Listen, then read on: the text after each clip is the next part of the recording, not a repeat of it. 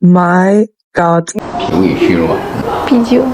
No， 脾胃虚弱。不喝啤酒。不是啤酒，是脾虚。浑身困，无力有这没有？平时大便成型不成型？大便。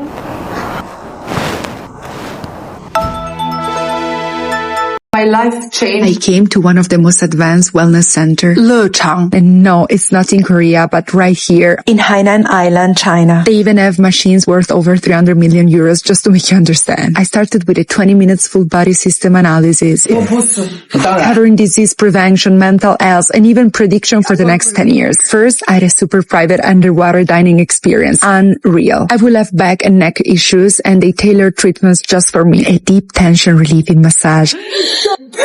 I already feel a new person. Using butter tea, alcohol therapy. Combination of Chinese and Mongolian medicine. Brick tea, Mongolian butter, and ethanol to heal through heat and target applications. I cannot describe the feeling. And of course, the meridian therapy and acupuncture, the TMC, 5D sculpting and anti-aging techniques. My face, one side. The acupuncture in my body helped my stomach and my back. I was feeling worried for the acupuncture in my face, but was actually absolutely painless. Best. Stay at a TCM internship in China, a visit to a museum inside the Nanjing Hospital of Traditional Chinese Medicine. Did you know Chinese medicine has been practiced for over 2,000 years? Here I saw centuries-old acupuncture needles and tools, herbal medicine, ancient scriptures, and key historical figures within the TCM field. My favorite part was exploring the traditional clinic rooms and imagining what it was like to practice TCM back in the day. Seeing the deep history of TCM reminded me why I love this medicine. It's a blend of ancient wisdom and modern science. Follow for more behind the scenes of my internship. Hi, my foreign friends and neighbors. How are you? Today, let's talk about TCM, traditional Chinese medicine. From a TCM perspective, gray hair is attributed to weak kidneys. Stress and aging can affect the kidneys, and the kidney function naturally decline with age. The black sesame paste and soup, and they are rich in minerals like calcium, protein, iron, and magnesium. Another favorite was walnut soup paste, which is said to strengthen qi and maintain hair color. Black sesame is the second key ingredient, and He Shou Wu 40 is one of the most prized herbs in TCM. It's essential for preserving pigment and protecting against oxidative stress and free radicals. Are you interested in any traditional Chinese medicine? Drop your comment below and have charge fresh water out. Qi is a promoter function. When your body have lot of this is excessive water, or say is due to kidney is weak, can't fresh out is water. Circulation very poor. Less is have women have hormone problem, back pain, legs swollen, tired, and like sleeping lot. Wake up still not stronger. So treatment begins, we're going to have a massage and then we're going to have acupuncture, and they've picked up a few things that interestingly other doctors didn't.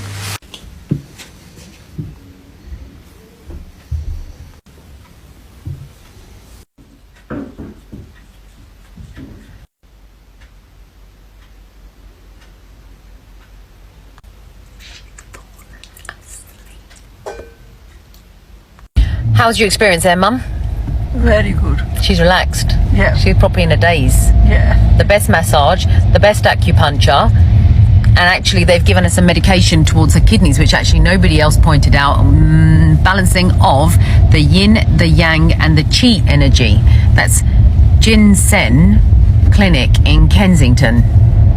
And a shout out to Maria, who got rid of my mum's knots, which are years old, and she did it in her first attempt. We're TCM practitioners and we always have a scarf or two on hand. Here you go.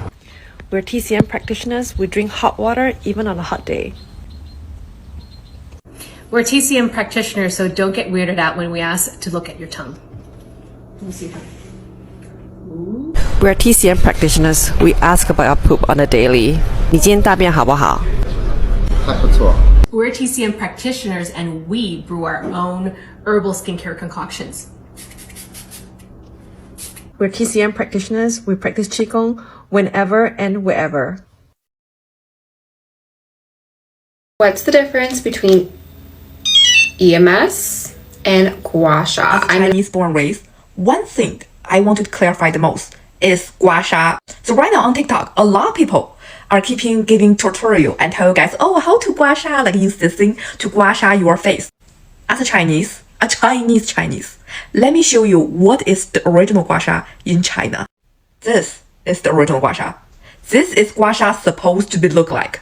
So after gua sha, you're supposed to have those marks on your body. And gua sha is a part of traditional Chinese medicine. And it is very, very painful. I think the reason why people gua sha is to take the coldness from, like, to push out the coldness out of your body. And when I remember back in China, every time if I have like a shoulder pain or my back pain, my stepmother would do this to me. And after gua sha, my back and my shoulder always feel much better. And it is much rougher than you can think. It is quite painful. And after gua sha, you cannot shower for like at least a day. Those marks, like those red marks, will go away after like 5 to 7 days. And you can only do this kind of gua sha once per month. Don't get me wrong, we also have face gua sha in Chinese as well. But the most common one is body gua sha, which is what it look like in the picture. And to be honestly, use this on your face. In Chinese, we usually call it gua sha 按摩, because if you don't have that red mark is called sha. If you don't have that, it is not a traditional gua sha actually. Only have such red mark, which means you are having a gua sha. I hope it helped. So this just happened. My mom took me to this traditional Chinese medicine sanctuary in Shanghai called Soujintang, and I was reincarnated. It's not your average massage spot. This place is massive, serene, and filled with experienced TCM practitioners and doctors who actually analyze your body and customize treatments for you. They started with a neck and body massage to prep my body for body gua sha, a technique rooted in Chinese medicine that helps release stagnant energy, improve circulation, and detoxify from the inside and out. You'd be surprised by the power of one little gua sha. I know it looks intense, but it's actually not that painful. The red marks that are happening is called sha, which actually shows where your body is holding tension or toxins. The redder it is, the more stagnation there is, and I can tell there is a lot of stagnation in my body. But if the redness fades within 2 and 3 days, it means your body is healing and circulating better. As you can see, my back was bright red. I was a little scared, but by day 3, it had actually almost completely disappeared, which is a really good sign, they said. They also massaged my scalp, to which they immediately said, 你想的太多, which translates to, you think too much, and probably have trouble sleeping. They touched just the right points on my scalp that made it hurt but felt amazing after. Honestly, I'm ready to book my next flight to Shanghai just to come here again. So I recently made this video about the Chinese medicine technique of gua sha. I did both sides of my neck, but only one side got really red because there was more blood stagnation. And some of you thought I just went to town on one side and that's why the other side didn't get more red.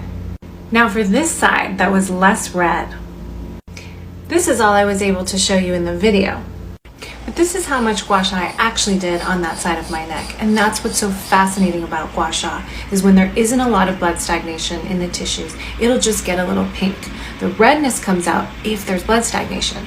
So I switched my tool to this metal lid from my jade tool to see if I could pull out a little more sha, but as you can see, it still just only got a little bit pink.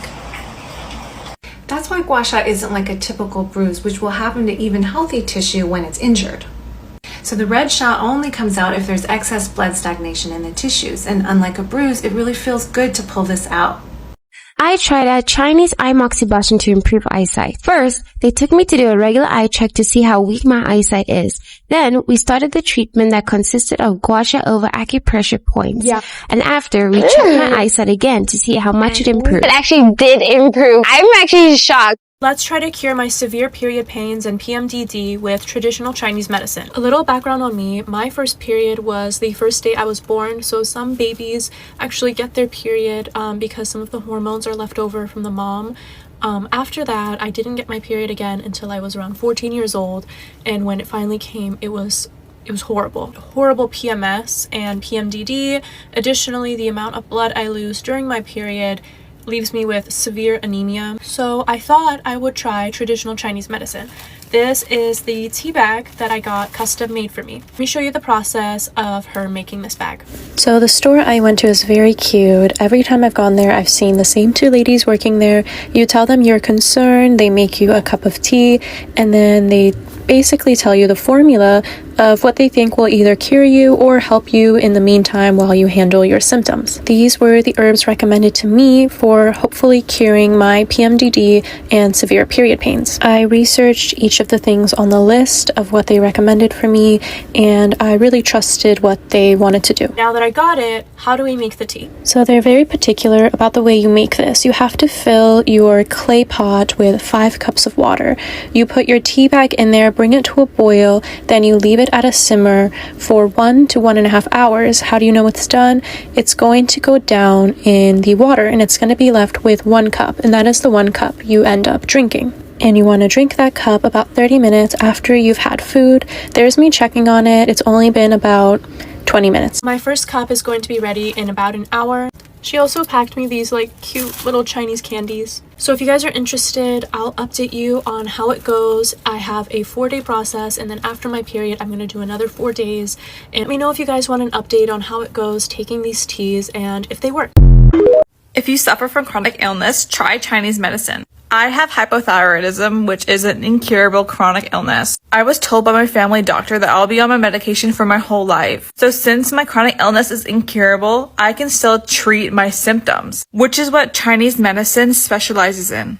When you tell a Chinese herbalist what your symptoms are, they're not going to focus on that one problem area. They're going to be looking at the body as a whole system and pinpoint different areas that you need to work on. So I did just that. For example, some of my symptoms are I'm sensitive to heat, I get drowsy very often, I have a hard time sleeping, and I suffer from strong mood fluctuations. So then this doctor wrote out a whole list of herbs that he wants me to try. All of these herbs will be good for a week. What I'll be doing is making a very concentrated tea out of one of these packets and drink it 3 times a day. By the end of the week, my symptoms are supposed to decrease and possibly be completely gone. Like, how amazing is that? Follow me for more.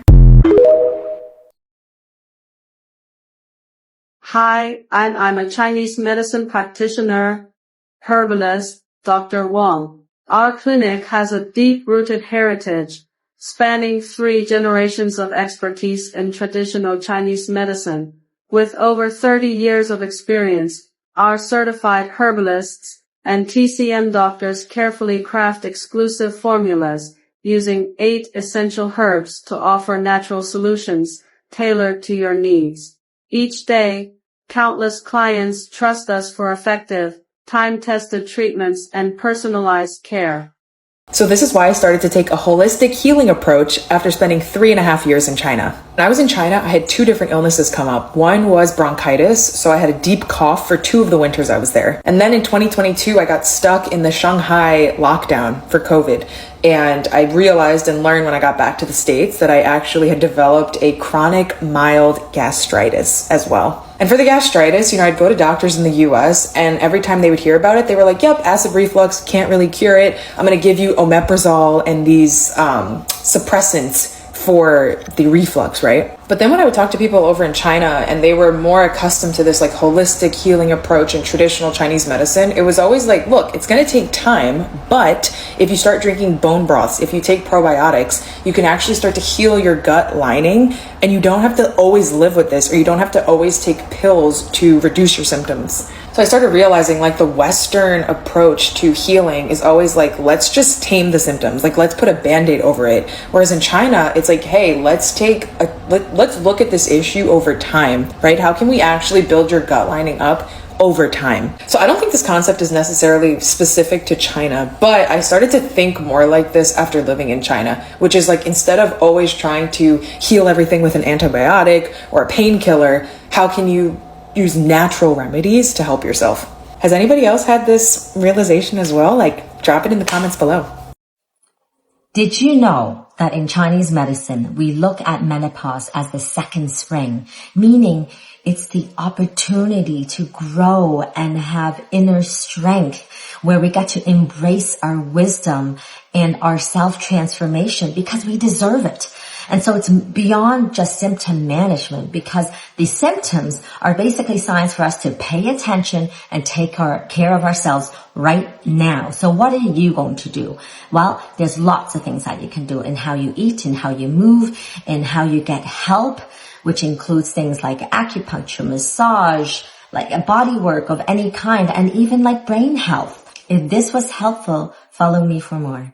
This is a question I've been asked often, so I decided I'm just going to do a video about my education process as a student of traditional Chinese medicine. I'm currently receiving my master's in traditional Chinese medicine. This is a program that takes roughly 4 years to finish. As an advice to anyone that wants to go study Chinese medicine, only do it if you are passionate because the study process is very extensive. Basically, I'm studying two modalities, the Western and the Eastern modality of medicine. So you are taking anatomy and physiology classes while also understanding the Eastern philosophy. It's not easy, it's very time consuming, and it's sometimes not very rewarding. But if you're connected to it, it's the most amazing thing I've ever done. The amount of knowledge and education I received from this medicine and program is so much more than I ever thought I'm gonna gain. So if you do want to start studying Chinese medicine, I will highly recommend checking online and seeing which Chinese medicine schools you have around you. I go to a school called Emperor's College, which is nationwide known as one of the best schools in the US. I highly recommend, if you are interested in Chinese medicine, also to go get acupuncture and see if that's something that you resonate with, you feel good after. Let me know if you have any questions in the comments. I would be happy to help you if you want to start your journey in TCM.